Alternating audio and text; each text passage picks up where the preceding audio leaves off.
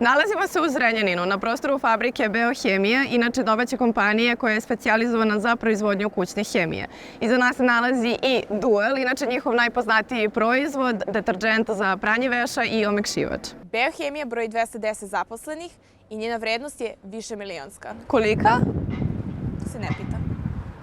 Današnja priča o Duelu i Beohemiji nije namenjena milenijalcima i generaciji X, već srednjoškolcima i studentima koji se u domu upravo bore za svoje mesto za korišćenje veš mašine.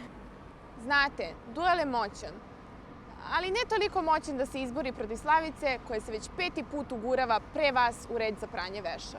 U svakoj priči je neka Slavica, ali ne i u ovoj. U ovoj smo Stefana i ja i naših 12 sagovornika. I ti sad kažeš ovo. Aha.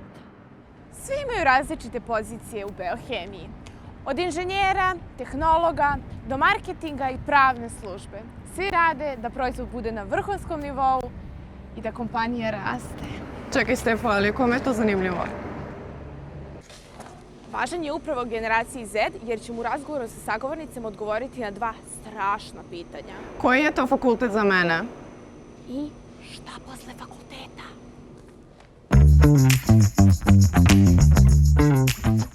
Sećate se kada smo pre 2 epizode rekle da su dobar knjigovođa i advokat neophodni za poslovanje firme. Naša današnja gošća je Ksenija Majkić, koja će nam objasniti važnost pravnog sektora. Ksenija, kako izgleda saradnja sa Beohemijom?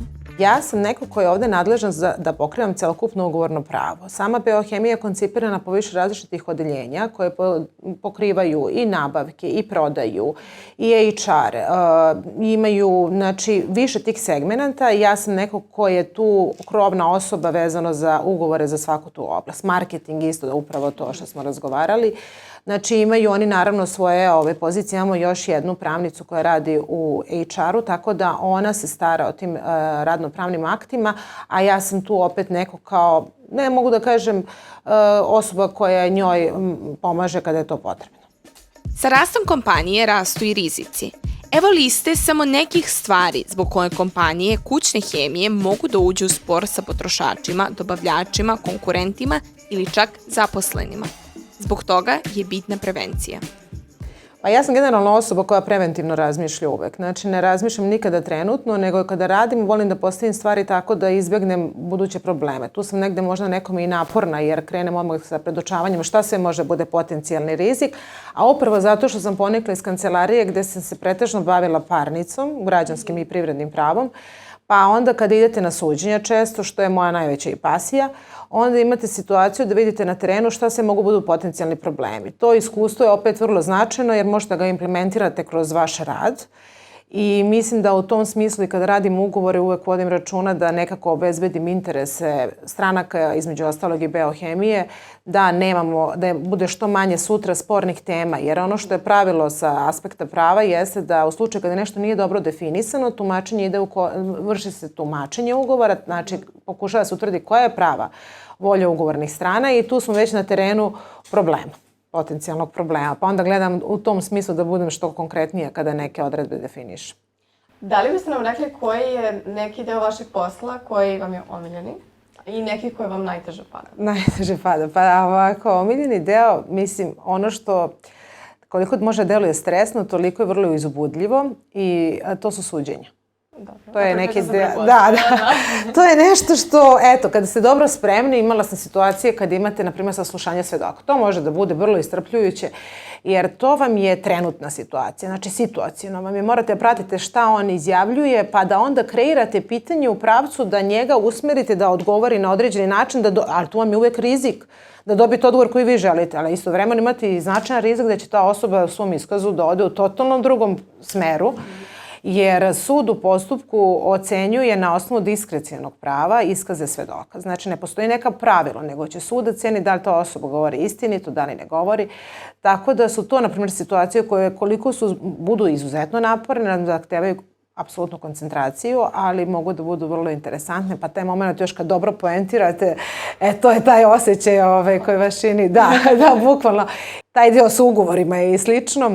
Radite, na primjer, ja sam nedavno situaciju, radila sam jedan komplikovani ugovor i uzelo mi je prilično vremena, pa onda idete u pregovore sa suprotnom stranom, pa tu su komentari. To su stvari koje nije baš da uživam. Zato što mi oduzimaju vreme, znate kao to što sam rekla, pokušavam da dam maksimum, pa onda neko tu nešto obara, menja, pa onda to iscrpljuje. Kad već idete 4. put kroz istim putem, onda vas to malo onako i optereti. Se vratimo na ugovore, malo pre ste ih spomenuli, pa apropo toga, ukoliko se desi, na primjer, neka greška u ugovoru, koju mi primetimo tek kasnije, da li postoji mogućnost da se ona nekako ispravi ili ne? Nekako ono što je ugovorno onako potpisano, to je zapečaćeno. Pa sad vidite, sad je tu treba praviti razliku između grešaka koje su tehničke prirode. Da li je reč o nekom podatku ili je reč o greškama materijalne prirode u smislu kada je reč o ugovornim uslovima. To nisu iste stvari. Znači, vi kada čitate ugovor i pročitate sve što je njoj definisan, da li su to komercijalni uslovi, da li su to rokovi, znači postoje neki bitni elementi ugovora i tu moraju strane budu fokusirane i to je stvar uzajamnih pregovora. Jer kad kažemo ugovor, to je saglasnost volje obe ugovorne strane. Podrazumijeva ste svesni da niste u zabludi i da razumete šta je tu napisano i samim tim što je potpišete, vi potvrđujete sve te uslove.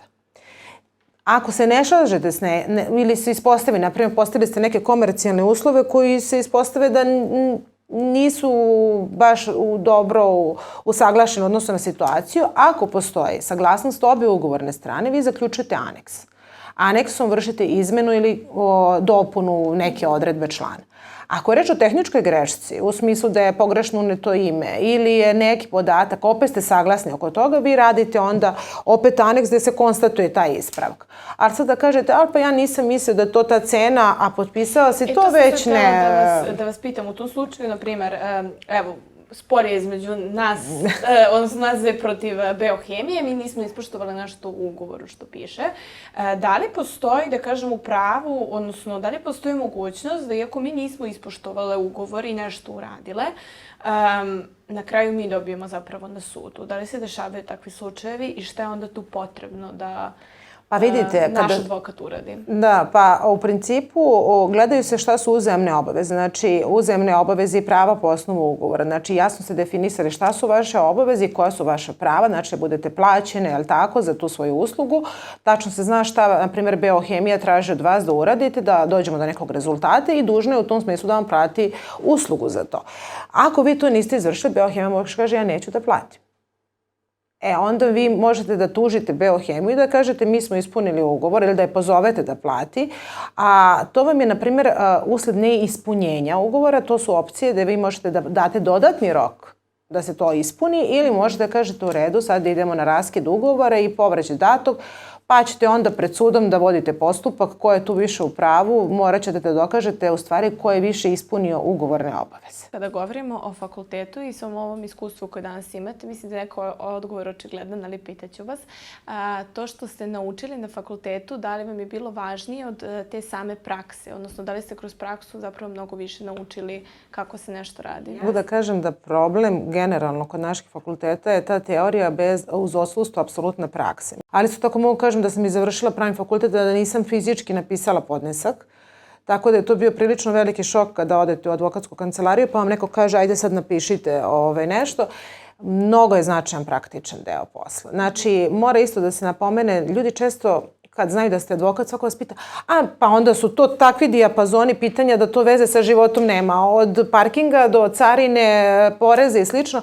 Advokat, uopšte generalan pravnik, ko završi pravo, ne podrazumeva se da poznaje pravo apsolutno. Poznaje neke osnovne institute pravne i treba da zna da se snalazi na polju tumačenja prava i nalaženja odredba odgovarajućih u zakonskim normama. Znači, pa da on na taj način to implementira i primeni. Sigurno ste čuli da kompanije često štite svoj brend i svoje proizvode. Kroz zaštitu žiga, patenta, dizajna i slično. Tako je i Beohemija zaštitila svoje proizvode. Zato što Beohemija ima svoje brendove i po tome je prepoznatljiva na tržištu i obzirom da se širimo na mnoge zemlje, ne samo u regionu, nekad je to bilo negde polje delovanja, sad se ide već i na polje Evropske unije, gleda se i područje afričkih zemalja, tako da idemo u pravcu međunarodne zaštite žigova. Koje su to osobine koje čine dobrog advokata? Pa vidite, sad da vam kažem nešto, ja imam vrlo dobar kolegijalni odnos sa svim mojim kolegama. Nisam imala nikada neke vrste sukoba. Mogu da kažem da taj lični pečat koji svako od nas gradi je različit, nema pravila. Neko više voli da bude ekscentričan u nastupu, u pojavi i slično, jer za advokate važi da vole da mislim da galeme, uvek su u pravu i tako imaju taj neki stav. Ja se tako osjećam na ličnom primjeru, mogu potvrdim samo kad sam jako dobro upoznata s predmetom, pa onda kad vladam dobro argumentima, to mi daje neku vrstu samopouzdanja. A šta ih? Pa mislim da isto tako imate i starije advokate koji nikada neće otići nepripremljeni. Jer nekako vama iskustvo daje da možete lako da improvizujete.